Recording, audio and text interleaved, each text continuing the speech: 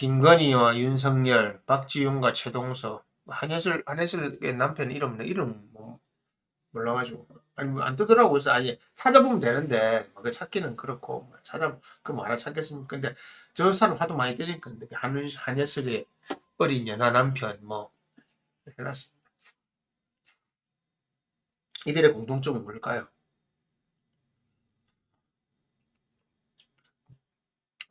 주제가 그거죠. 이들의 공통점 무엇일까? 뭘까요? 저들의 공통점은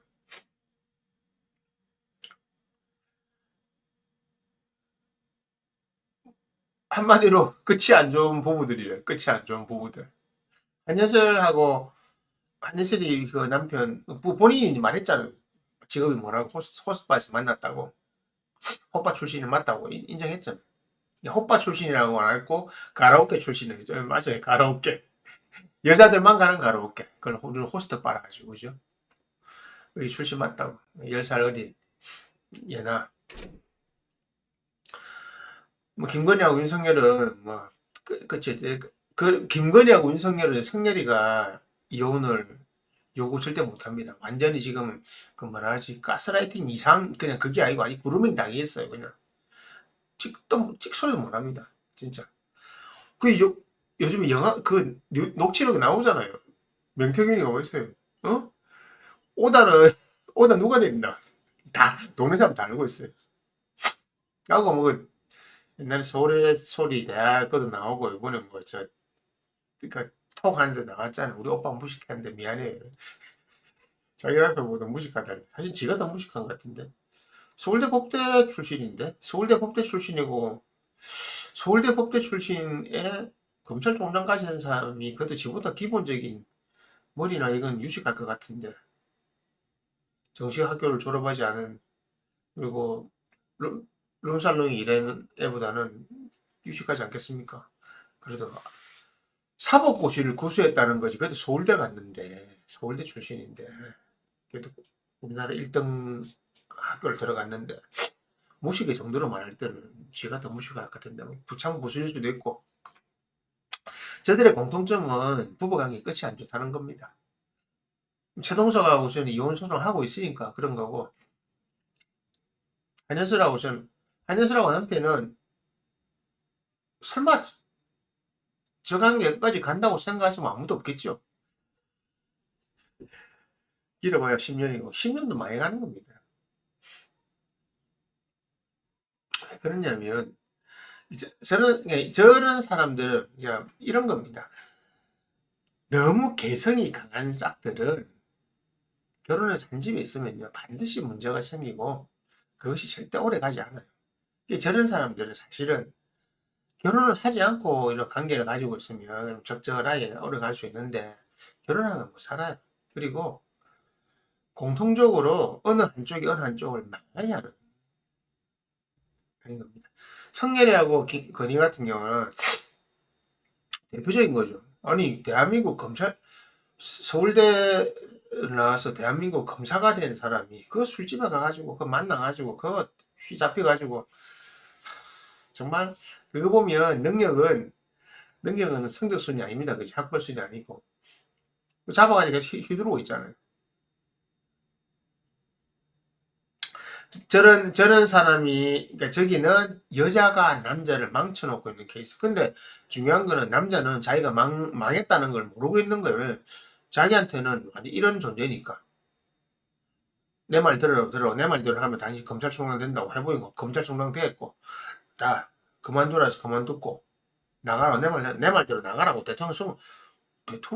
아니 성년이는 대통령의 생각이 아예 없었던 사람.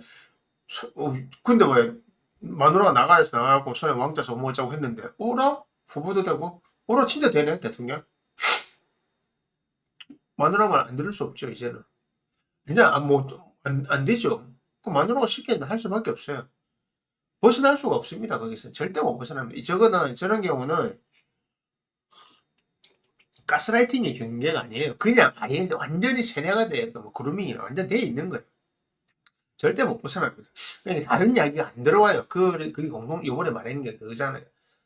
돌을 던지면 나 맞고 가겠다. 그 말이, 그 말이 그거잖아요. 걔가 뭐라 해도 나는 콧물까지 나오네. 네가 너희들이 뭐라 해도 나는 너 돌을 던져 나 맞고 가겠다. 내 길이 맞다. 뭐 우리 마누라가 하는 말이 맞다. 난 우리 마누라만 챙길래. 나한테 우리 마누라가 최고다. 그러니까 본인이 어떻게 망해가고 있는지를 모르는 겁니다. 판단이 없는 겁니다. 어떻게? 마누라 때문에. 여기는 마누라 때문에 본인이 망해가는 케이스죠. 그죠? 근데 다른 채널에 제가 몇 번 언급했지만 박지훈하고 최동석은 박지훈은 이런 거죠. 대놓고 막 그 드센 여자 있잖아요. 우리가 말하는 드센 여자. 뭐라 말하면 니가 뭐 달려드는 그런 여자 스타일이잖아. 그러니까 못 견디잖아요. 뭐 누가 막 달려드는 거죠. 왜? 자기 자존감이 약한 사람이거든요. 자존감이 약하다 보니까 조금만 건드리면 바로 나오는 거예요. 평상시 무시 반응을 못 참는다고 하는 것은 자기 자존감이 요만큼밖에 안 된다는 거예요. 그러니까 뭐가 옆에서 뭐가 문제를 탁 치면 바로 반응한다는 거잖아요. 가벼운 거죠. 다르게 말하면. 그러다 보니까 그런데 전혀 반대쪽에 다른 형태의 삶을 사는 이런 약간 이 삶의 형태가 다르고 스타일이 다른 남편을 만났는데 이 둘이 그때는 처음에 끌렸겠죠. 왜냐면 여자는 이쁘고 남자는 번듯하게 생겼으니까. 그런데 그게 이제 그게 알고 보니까 겉으로 볼 때는 그랬는데 살다 보니까 영 안 맞는 거잖아요.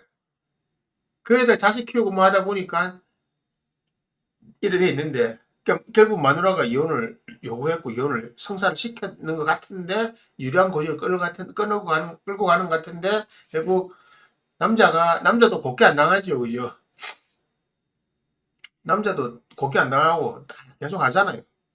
주어 없이 글도 많이 올리고 뭘 올리고 지금도 최동석이 한 방 맞은 것 같지만 쥐 방송 나가서 또 돈 좀 벌고 먹고 살아야 되는데 그 밥줄 누가 날렸습니까? 마누라가 날렸잖아요. 이혼소송 중에 마누라가 지 밥줄까지. 지는 공고하니까 공고하고 방송 나가면서 남편 공고 방송 못 나가게 막았잖아요. 그 실업자잖아요. 한마디로 니 말라 죽어봐라 이거잖아요.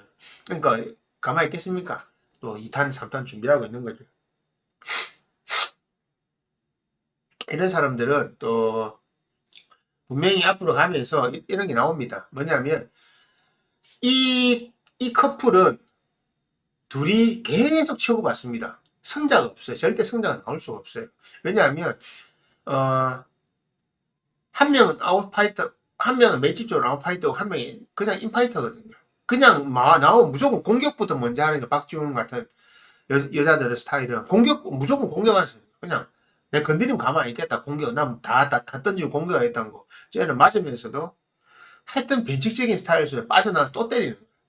맞는데 제대로 많이 안 맞는 거죠. 다 가드 잘해가지고 다 맞고 있다가 석 빠지나 때리고 또 이래가지고. 그러니까 한 대 맞으면 박지훈은 아프고 또 쫓아가가지고 때리는데 맞는 사람은 그 가드를 잘해야 잘안 별로 유효타를 안 맞는 거예요. 결정타를 안 맞는 거예요. 또쑥 치고 빠져나오고. 그러니까 그게 뭐냐 이러면 둘 다 골병 되는 겁니다. 한 명은 때리다가 골병 들고 한 명은 맞다가 골병 들고 때리다가 나와서 툭 치는데 이것도 데미지가 크고 그러니까 장기적으로 가는 거죠. 게임 자체를. 게임 자체가 장기전으로 가면 영 재미없습니다. 둘 다 갑니다. 둘 다. 나중 가면 진짜 개싸움 되거든요. 검투도 뒤에 가서 체력 떨어지면 개싸움 되면 엉겨붙어가지고. 그게 바로 니전 투구입니다. 니전 투구의 대표적인 양상이 되는 겁니다. 저게. 어느 한쪽도 서로 나가 질 수 없다는 생각을 하고 있고 그리고 어느 한쪽을 KO시킬 만큼의 펀치력을 가지고 있잖아요. 그러니까 둘 다 비슷비슷하면 치고 받아도 쓰러지지도 않고 그렇다고 내가 상대를 못 쓰러뜨리고 상대도 나는 못 쓰러뜨리고 저랑 이제 둘 다 자멸하는 겁니다. 저런 케이스가. 계속 지켜보세요. 그냥 절대 쉽게 안 끝납니다. 그리고 뭐 법원 판결 나도 계속 싸웁니다. 저런 경우. 왜냐하면 그때 이제 다른 채널에서 말씀드렸지만 두 사람 사주는 제가 모르지만 한 형태들이 쭉 나와 있거든요. 그래서 그걸 갖고 설명해 놨어요. 저 둘은 절대 계속 싸웁니다. 내가 무슨 뭐 최동석이가 내 동생 같았으면 내가 뜯어 말리겠지. 야, 가만히 있어. 싸우면 니만 불리해. 하지 마. 입 닫고 가만히 있어. 입 닫고 가만히 있으면 네가 이겨. 이래 말하겠죠. 박준이가 동생 같으면 그러겠죠. 가만히 있어. 너 저 올리바이 너네 전투구도 가만히 있어. 니만 아무 말 안 하면 돼. 가만히 있어. 라고 할 겁니다. 다 둘 다 말해가 싸우는 거죠. 말로 계속 하잖아. 왜? 둘 다 약점이 다 있거든요. 그러니까 확실한 강자가 아니라 계속 치고받는 거예요. 소모전이 되는 겁니다. 소모전. 저런 케이스가 소모전을 하다가 서로 골병되는 케이스입니다. 저게 진짜 궁합 중에 안 좋은 궁합이에요. 뭐 한쪽이 너무 세가지고 한쪽 박살낼 수 있으면 그래도 한쪽은 피해자, 한쪽은 가해자가 되는데 저는 둘 다 피해자, 가해자거든요. 제가 이야기했지만 박지훈은 피해자가 아닙니다. 박지훈은 어느 측면은 가해자 맞습니다. 그 뭐 아니 뭐 상대방이 호모인지 뭔지 했다고 한 집에 자고 한 침대에서 자면 그거는 그래 그 호모란 보장 있습니까? 그 사람 커밍아웃도 안 했는데 그 사람 데리고 뭐 법정에서 그 사람 데리고 나오라면 어떡할 건데 정인으로 갔을 때 못 들고 나오잖아요. 걔가 금융을 해야 되는데 주문을 해야 되는데 그리고 호모라고 해서 이성과 관계를 못 가지는 건 아닙니다. 관계 가져요. 잘 알고 있으니까. 그래서 이 케이스는 둘 다 비슷비슷하게 되면 서로 치고받고 서로 자매라는 케이스. 뭐 이미 뭐 시작했으니까 둘 중에 하나가 물러나지도 않을 거고 자매라는 케이스. 안 그러면 둘 중에 하나가 몸매고 자살하면 그때 끝나겠죠. 네, 뭐 박주인이 같은 사람이 목매일 사람도 아니고 최동식 같은 애가 목매일 사람도 아니고 그죠? 그래서 저건 안 될 거고 자 그리고 한예슬이하고 그 연하 남편 뭐 결혼을 했더라고 보니까 남편이라고 하면 결혼해가 혼인신고를 한 모양이더라고요. 좀 잘 몰랐었는데 그 뭐 사귄다고 처음 나올 때 10살 어리는데 그때 소문이 나왔잖아요. 뭐 무슨 뭐 유흥업소 출신이다 호빠 출신이다 이거 처음에 아니라 했다가 저랑 증거가 다 나오잖아요. 뭐 요즘 저 정도 유명한 것 같은 그리고 연예인들은 자기들이 다니는 호빠들이 다 있거든요. 그게 다 있기 때문에 그걸 어떻게 못해요 그냥 다 소문 다 나오잖아요. 그래갖고 그러니까 나중에 뭐 호스트바라고 가라오케 출신이라고 인정했는데 그 호스트바죠. 여성들만 가는데 거기서 만났는데 그래갖고 뭐 기억나게 뭐 람보르기니 우루칸 이런 거 막 사주고 막 그 집도 뭐 해주고 뭐 우루칸 사주고 뭐 했다더라. 뭐 제가 뭐 연애 활동 하고 싶어 하니까 그런 것도 만들어 준다 자꾸 그 마누라가 지원을 많이 해준다 하죠.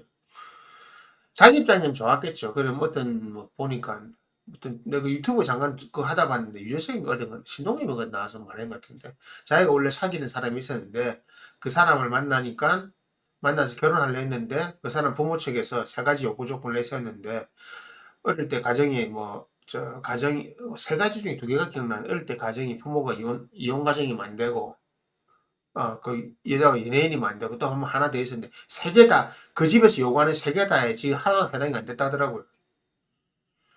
그래서 지는 뭐 충격받았다 하더라고요. 내가 나름 한국의 탑스타인데 탑스타고 잘 나가는 사람인데 그리고 내가 이렇게까지 다 내 노력을 해갖고 이런 자리까지 왔는데 왜 내가 다른 사람한테 그런 거 존재감 인정 못 받는 그런 사람인가?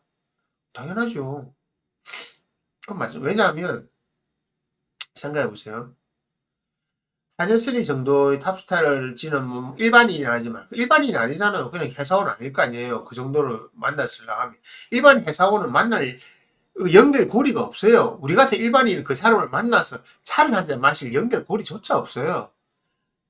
그 정도로 요구했다고 하는 것은 최소한 중견기업, 최소한 중견기업 이상 재벌급에 가까운 기업이나 사업체가 연매출이 최소한 1,000억대 가까이 되는 정도라야 이렇게 그나마 이렇게 접촉이 가능한 겁니다. 채용사를 통해 접촉이 가능한 거예요. 내가 무슨 뭐 연예인 좋다고 만나러 간다고 만날 방법이 없습니다. 사귀고 만나야 사귀지 만나면 안 되는데 그러니까 일반인이 아니잖아요. 일반인이 아니니까 당연히 그 사람이 볼 때는 한예슬이 갖고 있는 뭐 자기는 탑스타다고 자기는 돈이 있다 하지만 그거보다 돈이 훨씬 많은 사람들이기 때문에 그게 문제가 아닌 거예요. 그 사람들이 원하는 것은 자기의 가문에서 했던 거를 그대로 받아가가지고 밑으로 내려가가지고 그걸 유지할 수 있는 그런 정도의 사람을 원한다는 거예요. 왜냐하면 어릴 때 잘 자라고 살아면서 문제 없고 지금 직업이 현재에서 볼 때 남들이 볼 때는 무난하다고 하는 것은 그 사람 자체도 튀지 않고 무난하다는 거잖아요.